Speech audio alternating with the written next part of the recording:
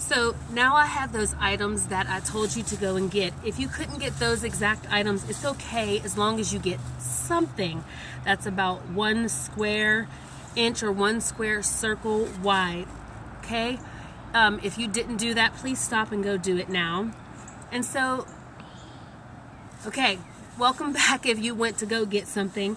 And now we are going to, I took one of the pennies and I put a penny on each of my items, each of my 5 items, just so when you're doing an experiment, you want everything to be even or equal, so that the only thing that affects your experiment is the change that you're making for all of the items.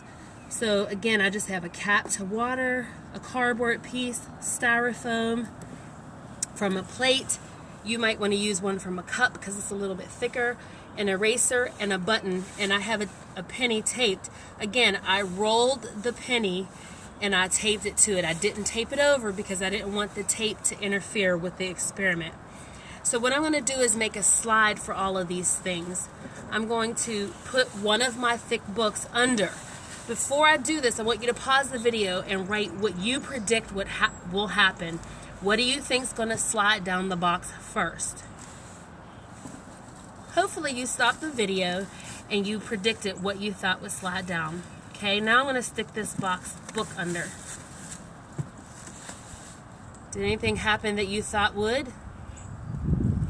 Now I'm going to take another book and put it under. Did you see what happened? That's something to record as a scientist. I'm going to put a third book under. So what's happening each time I put a book underneath the boxes? Think about that. Now I'm going to put my 4th book under.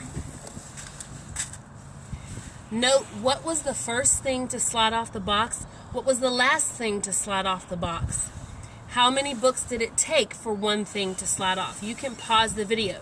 Now I'm going to switch the item that I'm using for my slide, and I'm going to try the cereal box because I want to see what the difference is. So I'm going to take these books off, and we're going to start with just a small slope on a cereal box, because a cereal box has a different surface than the cardboard box. It's a little bit smoother. So we're going to put items here. We're going to do it flat first. Here's all my items, and they all have 1 penny taped to them. Okay, predict what you think's going to happen. Let's see what happened. Write that down in your journal. I'm going to try it again because I did bump the box. And this might happen to you, and it's okay if it does. You just set it up again so you can have a fair test. I'm going to try another book under. Interesting. What's still left?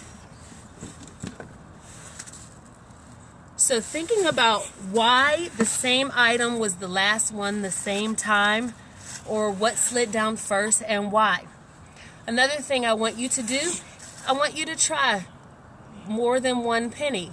What happens if you put 5 pennies on the items? How fast will they go down? So you're going to continue this experiment and try different things and different surfaces. Okay, have a good day.